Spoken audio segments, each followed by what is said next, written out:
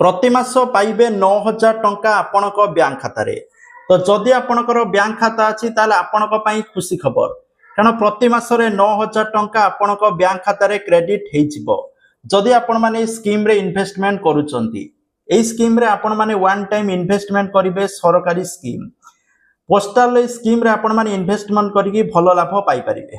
तो कथा रहउची स्कीम रो नाम रहउची पोस्ट ऑफिस MIS स्कीम माने मंथली इनकम स्कीम।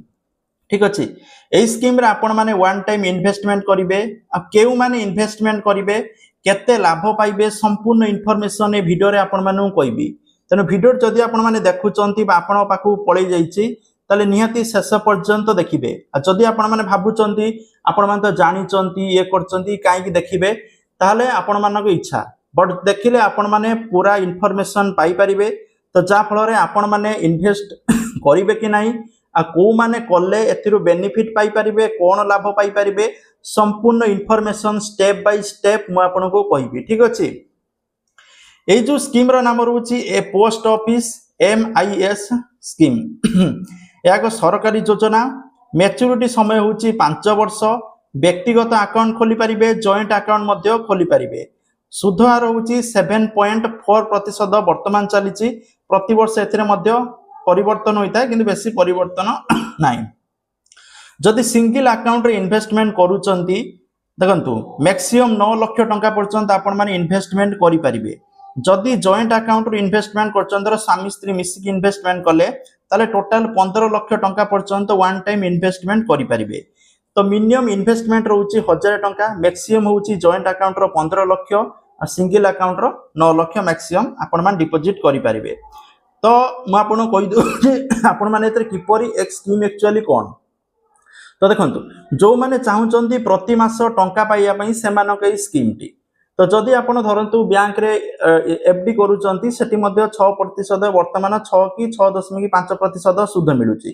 किंतु पोस्ट ऑफिस MI स्कीम रे बेनिफिट कोन ना, आपण माने धरंतु 15 लाख टंका इन्वेस्ट कर देले, ठीक अछि, वन टाइम आपण को प्रति मास टंका मिले। मतलब जे माने जो 15 लाख इन्वेस्ट करिवे, 15 लाख टंका रे जो सुध हबो, जति कि सुध हबो वार्षिक, सेही वार्षिक सुध जति गला ताको 12 भाग रे विभक्त करा जिवो। जेतु 12 मास, तेनु प्रति मास सती सती मिलिबो सुध।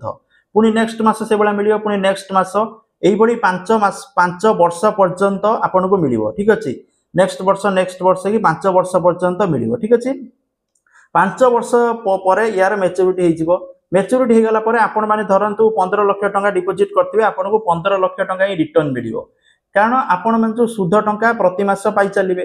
ठीक अछि, 5 वर्ष पर्यंत आपण जो चाहुतबे पुनी 5 वर्ष पर्यंत मध्ये एक्सटेंड एको करि परिबे, कले पुनी मध्ये से बळा सुध टंका पाई परिबे। एक एग्जांपल सहित आमे बुझिबा, नले आपण मान जानि परिबेनी। ठीक अछि, धरंतु आपणकर सिंगल अकाउंट, धरंतु आपण माने 5 लाख टंका वन टाइम इन्वेस्टमेंट कर देले MIS स्कीम रे। ठीक अछि, ताले वार्षिक आपण को 7.4% रो सुध मिलिबो। तेनु 5 लाख टंका रो 7.4% सुध हिसाब कले 37,000 टंका होउची। तेनु 37,000 टंका गोटे वर्ष रे सुध। 37,000 टंका जदि 12 भाग कर देबे, ताले प्रति मास पड़ी जाउची 3023 टंका। तेनु प्रति मास आपण को 3023 टंका हिसाब रे मिल चलिबो, जोडा 5 वर्ष पर्यंत आपण को मिलिबो। ठीक अछि, एटा मु कहिली जे जदि आपण माने 5 लाख इन्वेस्टमेंट करूचंती, जदि आपण माने बड़ निवेश करूचंती, जदि आपण माने 9 लाख टंका इन्वेस्ट करूचंती, ताले वर्ष को सुध हो जाउची 66,600 टंका। ठीक अछि, ताले प्रति मास आपण केते मिल जिवो ना 5,550 टंका प्रति मास आपण माने आराम से पाई परिबे। आ जदि आपण माने 15 लाख टंका इन्वेस्ट करूचंती, स्वामी स्त्री मिसिकी हो, भाई भाई मिसिकी हो, जॉइंट अकाउंट रे इन्वेस्टमेंट करूचंती 15 लाख टंका, ताले वर्ष को सुध हो जाउची 7.4% हिसाब रो 1,11,000 टंका होउची। ताको 12 भाग कर देले 9,250 टंका प्रति मास पड़िबो। माने 5 वर्ष पर्यंत प्रति मास आपण माने 9,250 पाई परिबे।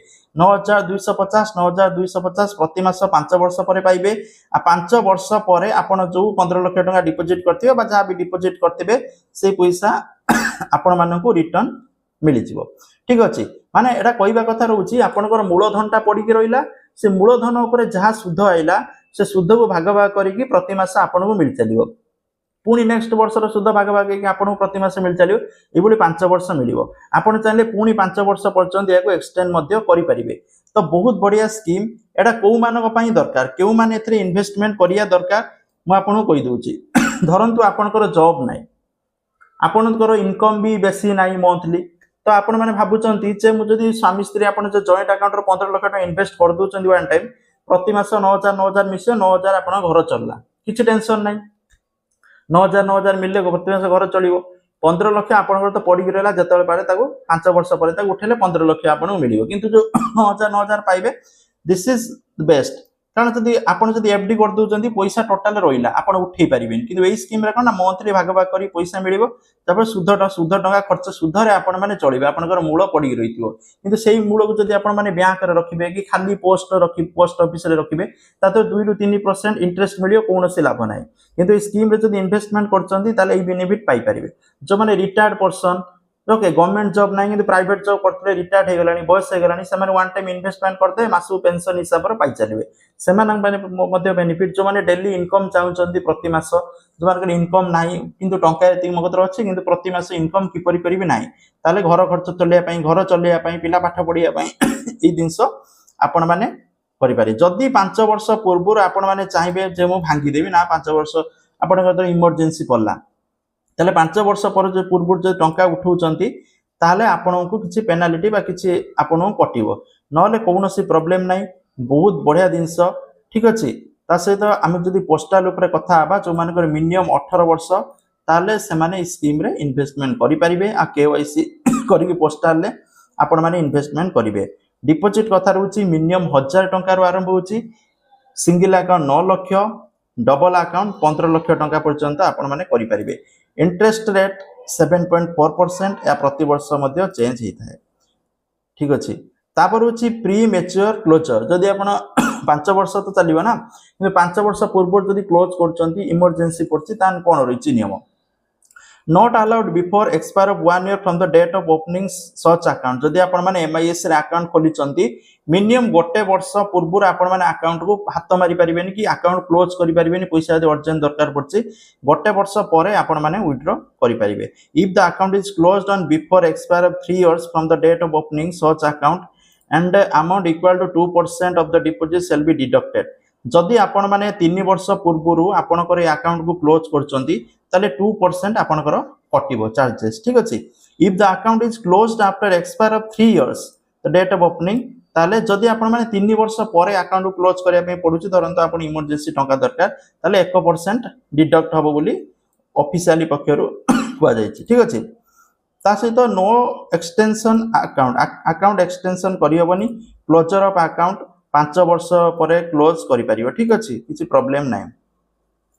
तापर for detail scheme for effort जदि आपण मान चाहुचंती ताले पोस्टल विजिट करंतु अकाउंट रे ओपन करंतु म आपन सजेस्ट करबी जो माने रिटायर पर्सन धरंतु आपनकर बापा माँ बर्तमान धरंतु आपनकर बापा माँ धरंतु बर्तमान जॉब नाही घरे बसचंती बयस हो गलानी तो आपण जॉब करचंती आपण जो तांको नारे 15 लाख टका जदि पोस्टल ले इन्वेस्टमेंट कर दउचंती ताले मासो मास से 9,000 नाका पाइले 5 वर्ष चलिबो पुणी थरे से एक्सटेंड कर देबे पुणी चलिबो तापर मासु मास से माने पैसा पाउथिबे आपनको पैसा पोस्टल ले 15 लाख पड़ी थिबो लास्ट मैच्योरिटी समय से पैसा भी 15 लाख उठे आनिबे तापर सुध टंका रे आपनको बापा माँ चलिबे तो ये स्कीम रे आपण माने फायदा माने इन्वेस्टमेंट करि पारे बहुत बढ़िया स्कीम अच्छी कथा रोचे जो मान उपयोगी आप जब इन्वेस्टमेंट करुँच बहुत बेटर जिनस तो मुझे सजेस्ट करी जो मैंने घरे बसमती जे पैसा आपंकर बैंक रखी बस बर्तमान रेगुलर इनकम ना रेगुलर इनकम गोटे दरकार बयस हो गला आ खटी होनी कि बैंक खाता पैसा पकईकी रखिंट ताले यही क्षेत्र में आपण मैंने इन्वेस्ट करके भल लाभ पाइबा